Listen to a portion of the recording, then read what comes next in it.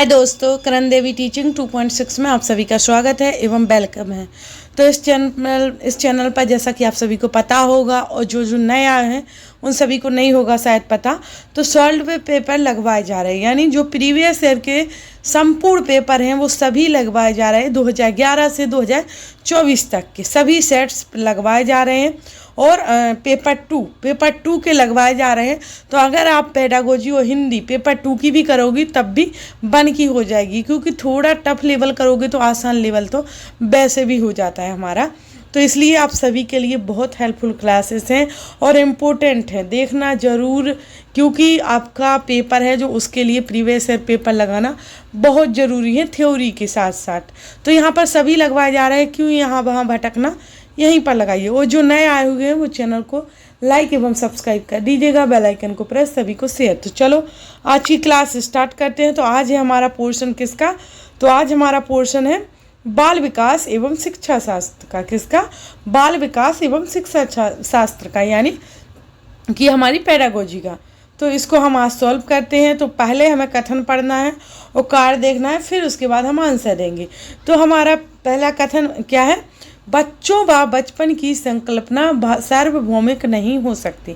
और साथ साथ आप सभी इसका आंसर दीजिएगा और उसके बाद मैं दूंगी तो आपका उससे इंक्लूड ये भी हो जाएगा कि आप कितने सही आंसर लगा पा रहे हो और कितने गलत, और कोई अच्छा से कमेंट जरूर कीजिएगा। तो कथन है बच्चों व बचपन की संकल्पना सार्वभौमिक नहीं हो सकती। ये है कथन। फिर हम पढ़ेंगे कारण। तो बच्चों व बचपन की समझ में उनके सामाजिक सांस्कृतिक परिवेश की कोई भूमिका नहीं है। तो हमारा कथन एवं कारण पढ़ने के बाद हमें क्या सही लग रहा और क्या नहीं। तो देखो, व्याख्या तो नहीं कर रहा, आ रही कि लग ही नहीं रहा, दोनों अलग ही दिख रहे हैं। तो यहाँ पर हमारा क्या हो जाएगा कि बच्चों व बचपन की संकल्पना सार्वभौमिक नहीं हो सकती, राइट। तो हमारा पहला सही ही है। और दूसरा है क्या कि बच्चों व बचपन की समझ में उनके सामाजिक सांस्कृतिक परिवेश की कोई भूमिका नहीं है। तो ये तो गलत है। बच्चों व बचपन की समझ में उनके सामाजिक जीवन या सामाजिक सांस्कृतिक परिवेश की भूमिका क्यों नहीं होगी, तो ये हमारा गलत है। तो इसका मतलब पहला सही और दूसरा आर गलत हो जाए। तो हमारा तीसरा ही राइट आंसर हो जाएगा कि आर सही है, सॉरी ये सही है, आर गलत है। तो हमारा तीसरा राइट आंसर हो जाएगा। फिर उसके आगे देखते हैं बच्चों के विकास के संदर्भ में कौन सा कथन सही है। बच्चों के विकास के संदर्भ में कौन सा कथन सही हो जाएगा। तो देखते हैं विकास पूर्ण रूप से आनुवंशिकता से निर्धारित होता है और विकास पूर्ण रूप से पर्यावरण द्वारा निर्धारित होता है, या विकास में दोनों आनुवंशिकता व पर्यावरण की अन्योन्य क्रियात्मक भूमिका है, या 3/4 लक्षण जन्मजात होते हैं तथा बाकी पर्यावरण द्वारा निर्धारित होते हैं। सॉरी। तो हमारा क्वेश्चन के अनुसार राइट आंसर हो जाएगा जो बच्चों के विकास के संदर्भ में सही कथन है वो है तीसरा, यानी विकास में दोनों आनुवंशिकता व पर्यावरण की अन्योन्य क्रियात्मक भूमिका है। तो इससे हमारा तीसरा ही राइट आंसर माना जाएगा। फिर आगे बढ़ते हुए देखते हैं, और जिस चीज़ को एक बच्चे या बालक को समझ सकता है, जिसके पास बच्चे होंगे, बालक होंगे, तो बहुत अच्छे से वो पेडागोजी समझ पाएगा, क्योंकि बहुत आसान होता है बच्चों के द्वारा समझना, क्योंकि सब कुछ बच्चों को ही केंद्र में रखकर बनाई गई। उसमें पहला क्वेश्चन तो यही है कि शिक्षक को केंद्र में रख के पेडागोजी, मतलब शिक्षक को केंद्र में रखा जाता या पेडागोजी में, या बालक को। तो बालक को रखा जाता, ना कि शिक्षक, ना कि बड़े, किसी को नहीं, सिर्फ बालक को। तो ये बालकों को ही समझना बहुत इम्पोर्टेंट माना जाता, क्योंकि उनके ही अकॉर्डिंग हर लेवल की पढ़ाई हो, पेडागोजी में समझ हो, सब बालकों के अकॉर्डिंग ही आएगी। तो अब हम पढ़ेंगे कथन फिर कारण। तो विकासात्मक प्रतिमान की निर्धारित उम्र सीमा केवल औसत उम्र सीमा दर्शाती है, या बच्चों के विकासात्मक विकास की गति अलग अलग होती है तथा वे अलग अलग समय पर पहुंचते हैं। तो देखो ए आर दोनों ही सही है ना, ए आर दोनों ही सही बोल रहे हैं, परंतु आर एक ही सही व्याख्या भी कर रहा है। क्या? आर एक ही सही व्याख्या। तो हमारे दोनों सही है, तो इसका मतलब ये हमारा राइट आंसर हो जाएगा कि दोनों सही है, आर एक ही व्याख्या भी कर रहा है। तो पहला राइट आंसर हो जाएगा। फिर है बच्चे किस चरण में प्रस्तावक तर्क के कथनों को हल कर पाते हैं। बच्चे किस चरण में प्रस्तावक तर्क के कथनों को हल कर पाते हैं। जैसे यदि सभी मनुष्य मछली हैं और कुछ मछली बुद्धिमान है, तब क्या सभी मनुष्य बुद्धिमान है? तो देखो एक क्वेश्चन आ गया तर्क का, यानी आप सभी को पता होगा जैसा कि जो रीजनिंग जिसने लगाई होगी, रीजनिंग में ये क्वेश्चन रहते हैं। जैसे कि आपको पता है कुत्ता बिल्ली ये सब कुछ रहते हैं, ऐसे रहते हैं, कुछ वाले, सभी वाले, इस प्रकार से लगाए जाते हैं। इसमें एक शब्द इसमें दूसरा रिलेट हो रहा है, यानी वो आप सब जिसने रीजनिंग लगाई होगी वो आता होगा, वो समझ जाएगा। तो इसमें रीजनिंग नहीं लगाना है, हमें क्वेश्चन पढ़ के उसके आधार पर आंसर देना है। तो इसमें राइट आंसर क्या हो जाएगा? संवेदी पेशीय चरण या पूर्व संक्रियात्मक अवस्था या मूर्त संक्रियात्मक अवस्था या अमूर्त संक्रियात्मक अवस्था। तो इसमें हो जाएगा राइट आंसर फोर्थ, यानी अमूर्त संक्रियात्मक अवस्था। तो ये क्यों हो जाएगा इसका राइट आंसर है? आप समझ रहे हो, हमें तर्क का क्वेश्चन मिला है। हमें किसका? देखो पिस्तावक तर्क के कथनों को हल कर पाते हैं। जो बच्चे पिस्तावक तर्क के कथनों को हल कर पाते हैं तो वो कौन सी कैटेगरी में आ जाएंगे? और यहाँ पर तर्क वाला क्वेश्चन भी दे दिया गया है, तो आप वैसे ही समझ जाओगे। अगर जिसने रीजनिंग लगाई है तो वो तो पहले ही नंबर पर 3 लगा देगा और राइट आंसर दे देगा, और जिसने नहीं लगाई है और जिसने पेडागोजी भी थ्योरी पढ़ी है तो वो भी राइट लगा देगा। क्योंकि अमूर्त संक्रियात्मक अवस्था तब होती है जब बच्चे 8 साल से ऊपर के हो जाते हैं। क्योंकि जैसे कि एक होती है फर्स्ट, सेकंड, थर्ड अवस्था होती है। सेकंड अवस्था में नहीं और थर्ड अवस्था आती है, यानी 12 शुरू होती है तो बच्चा अमूर्त सोचने लगता। क्या? अमूर्त सोचने लगता। और जो 12 के जो पहले होता है वो तर्क सोचता है। इसलिए हमारा राइट आंसर हो जाएगा फोर्थ, है ना। तो आगे बढ़ते हुए आगे देखते हैं तो हमारा 5 क्वेश्चन क्या बोलता है, इसको देखते हैं। तो इसमें है निम्नलिखित में से जीन पियाजे के सिद्धांत की आलोचना कौन सी है? जीन पियाजे के सिद्धांत की जो आलोचना है वो कौन सी है, इसको देखते हैं। तो बच्चों के संज्ञानात्मक विकास में भाषा बहुत महत्वपूर्ण भूमिका निभाती है। या बच्चे अपने वातावरण पर सक्रिय रूप से कार्य करके सीखते हैं, या बच्चे अलग तरीके से सोचते हैं, उनकी सोच वयस्कों से गुणात्मक रूप से भिन्न होती है, या बच्चों में दुनिया की समझ बनाने की जन्मजात इच्छा होती है। तो देखो जो जीन पियाजे के सिद्धांत की आलोचना कौन सी है, तो वो है हमारी फर्स्ट, कि बच्चों के संज्ञानात्मक विकास में भाषा बहुत महत्वपूर्ण भूमिका निभाती है। तो हमारा फर्स्ट ही राइट आंसर हो जाएगा क्वेश्चन के अकॉर्डिंग। फिर आगे बढ़ते हैं।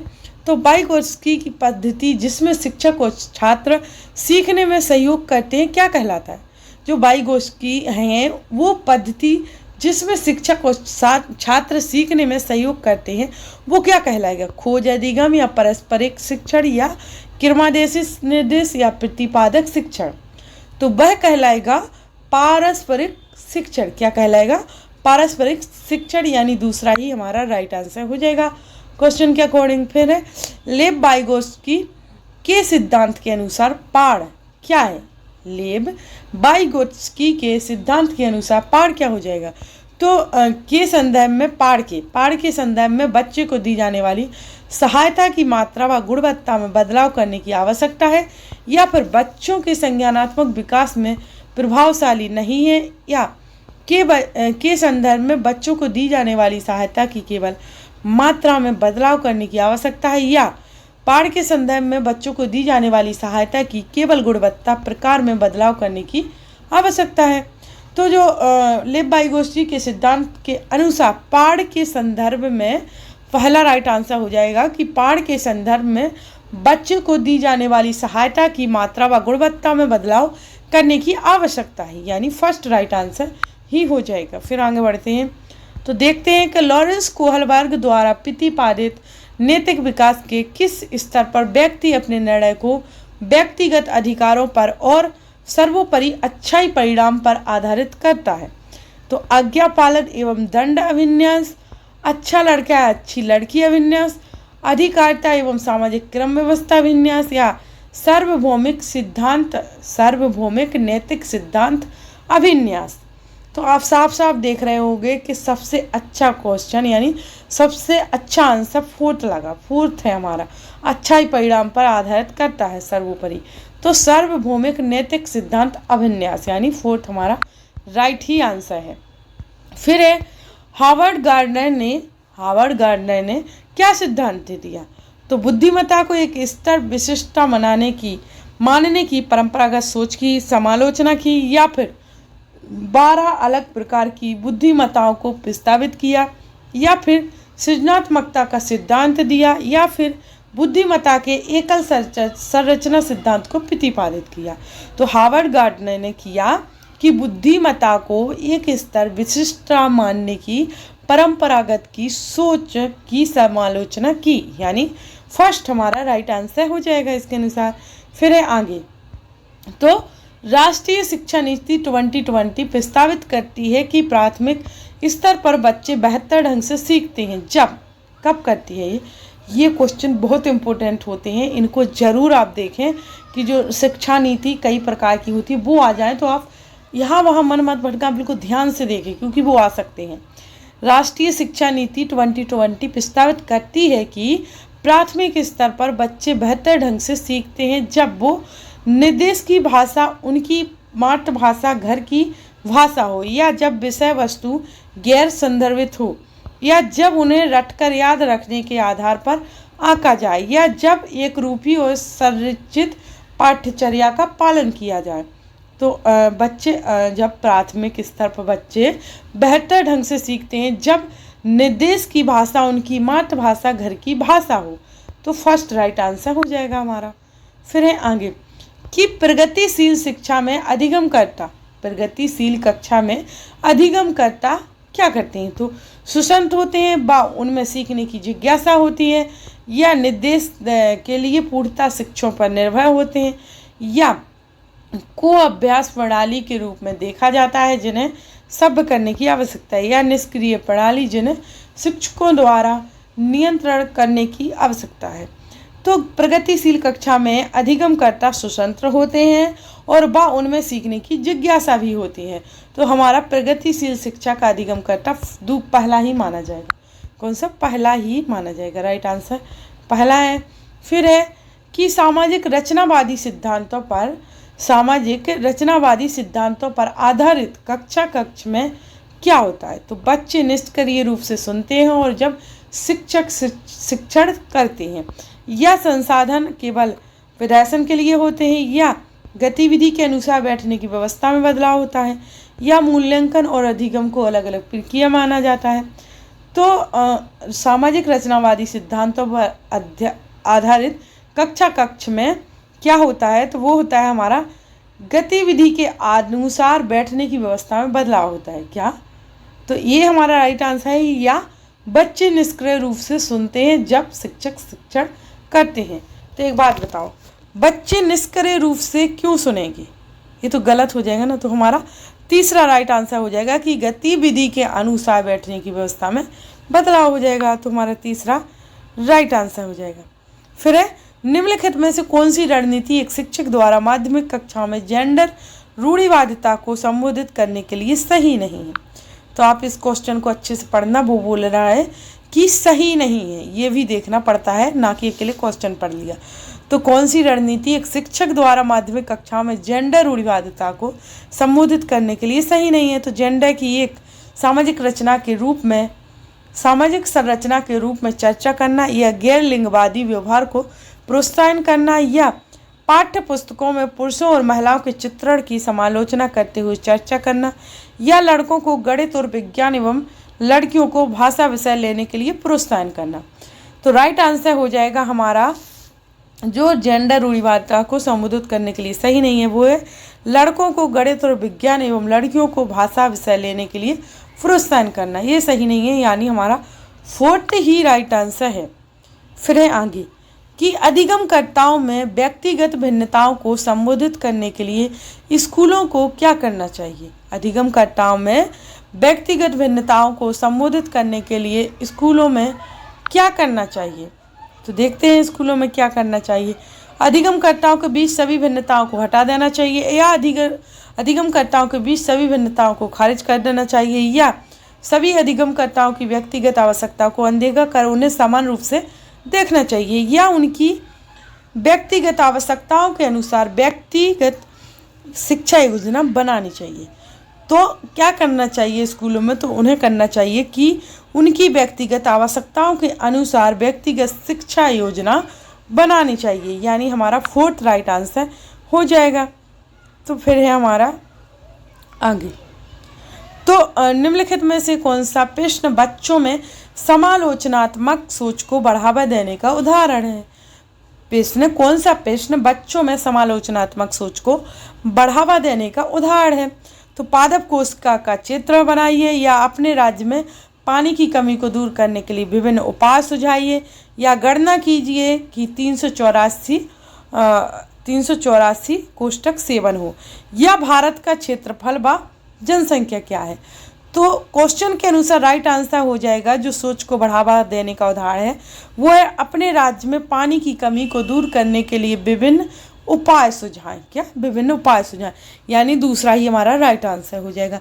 तो हमारे यहाँ पर आज होते हैं 15 क्वेश्चन। 15 क्वेश्चन होंगे अगली क्लास में, और आपको इसलिए इतने कम क्वेश्चन दिए जा रहे हैं क्योंकि आप दूसरी क्लास जल्दी से अटेंड कर पाओ, आपको अच्छा लगे कि हमने 2 क्लास अटेंड, कम से कम 30 क्वेश्चन एटलीस्ट अटेंड किए। तो बहुत सी क्लासेस पढ़ी हैं, चैनल पर जाकर चेकआउट कीजिए, प्लेलिस्ट बनी है नंबर वाइज, तो आपको कोई टेंशन लेने की ज़रूरत नहीं है कि क्लास कम है। तो आपको कम टाइम की इसलिए दी जा रही है कि कोई बोरिंग होता है, कोई अच्छा खुश होकर पूरी कर लेता है क्लास। तो जरूर कीजिए, डेली क्लासेस आती हैं, और चैनल को लाइक एवं सब्सक्राइब कर दीजिएगा, बेल आइकन को प्रेस और सभी को शेयर। तो चलो आज की क्लास यहीं समाप्त करते हैं। Thanks for watching video.